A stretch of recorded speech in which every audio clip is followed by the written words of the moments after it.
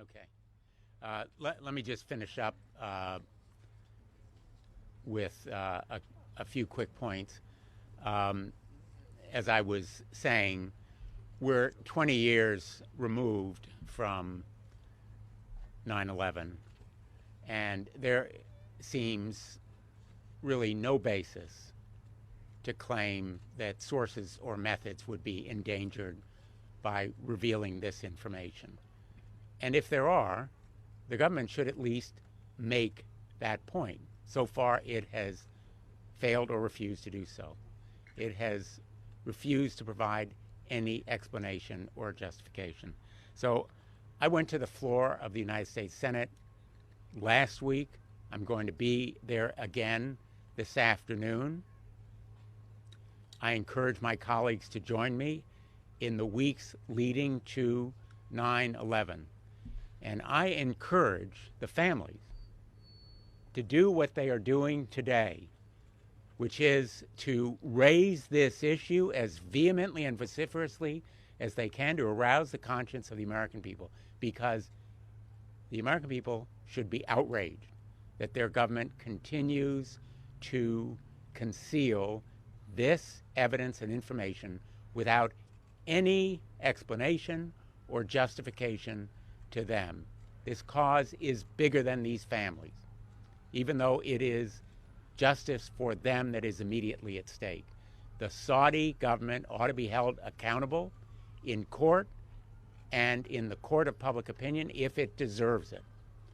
And the credibility of the United States of America is on the line here, which is a powerful reason to make this information public. All too often, we sit through classified briefing, and I ask at the end of many of them, why the American people can't know what we've just heard. Documents are overclassified as it is in many areas, and in this area there is no justification for continued secrecy, at least so far as the government has explained. Thank you. Thank you, Senator Blumenthal. In a fight and in a legislative... According to Reuters, U.S. Senator Richard Blumenthal tore into a repressive Saudi regime on Tuesday, called the PGA Tour's framework agreement with the country's Public Investment Fund, or PIF, an attempt by Saudi Arabia's government to buy influence in U.S. sports. Blumenthal delivered his harshest criticism during a 3-hour hearing where 2 PGA Tour officials testified about the U.S.-based circuit framework agreement with the PIF, which controls LIV Golf. Saudi Arabia's PIF governor, Yasser al-Rahman, will be the chairman of the new entity called New Company in the framework, while PGA Tour Commissioner Jay Monahan will serve as CEO. Today's hearing is about much more than a game of golf, said Blumenthal. It is about how a brutal, repressive regime can buy influence, indeed even take over, a cherished American institution simply to cleanse its public image. A regime that has killed journalists, jailed and tortured dissidents, fostered the war in Yemen, and supported other terrorist activities, added Blumenthal, who spoke of a feeling of betrayal. The Justice Department, which has been investigating the PGA Tour for trying to keep its players from defecting to LIV Golf, could opt to sue to block the deal. It could also be reviewed by the Committee on Foreign Investment in the United States, a Treasury-led committee that assesses mergers to determine whether they harm national security. Critics have accused LIV Golf of being a vehicle for Saudi Arabia to improve its reputation, or sports washing, as it faces criticism of its human rights record, including the 2018 murder of Washington Post journalist Jamal Khashoggi, as well as its record on women's rights and gay rights.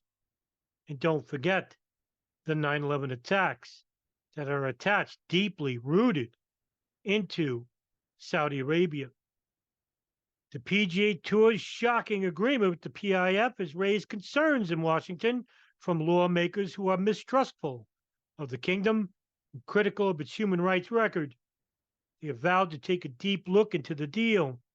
PGA Tour operating chief Ron Price and board member Jimmy Dune on Tuesday testified before the Senate Permanent Subcommittee on Investigations, which was chaired by Blumenthal.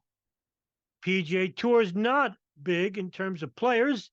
If LIV takes 5 players a year, 5 years they can gut us, Dune said while detailing the threat. LIV Golf would have been to the tour if a deal had not been reached. Pressed on the amount of Saudi financial involvement, Price said there had been discussions. It would be a significant amount, north of $1 billion. Blumenthal told Price and Dune that they still have a chance to stand up against sports washing against the Saudi monarch and to stand up for America. There's something that stinks about this path that you're going on right now because it is a surrender. It is all about the money. And that's the reason for the backlash that you see, Blumenthal went on to say. The Senate committee also released a 276-page memo that included new correspondence on how the framework deal between the PGA Tour and Saudi-funded LIV Golf came together. Members of the 9/11 Families United, whose family members were victims of the September 11, 2001 attacks, attended the hearing. The advocacy group also submitted a statement for the record. Today, we are watching a truly bizarre spectacle as the PGA Tour is effectively turning over the game of golf to the Kingdom of Saudi Arabia. We know why the PGA Tour is doing it. It's for the money. But that isn't why the Saudis are doing it, wrote Terry Serrata, national chair of 9/11 Families United. They're doing it as a public relations strategy to distract from the authoritarian past and present, and especially their unacknowledged culpability for supporting al-Qaeda and the hijackers of September 11th, Strata said. Also throwing a copy of the Operation Encore summary file in front of Jimmy Dune was Brian Eagleson, the CEO and founder of 9/11 Justice, who I had the privilege and honor to interview just yesterday. The Saudi government has long denied involvement in the attacks in which airplanes hijacked by al-Qaeda crashed into the New York World Trade Center, the Pentagon outside Washington, and the Pennsylvania field. Nearly 3,000 people died. And if that isn't enough, you can always count on a number of congressmen who continue to not declassify the FBI's investigation, as well as the CIA and the NSA investigation into al-Qaeda while living inside the United States, let alone the foreign intelligence networks of Saudi Arabia and, of course, Israel, who had operatives on the ground living next door to the members of the al-Qaeda members who were involved with the plane's operation, even many years prior to the attacks taking place.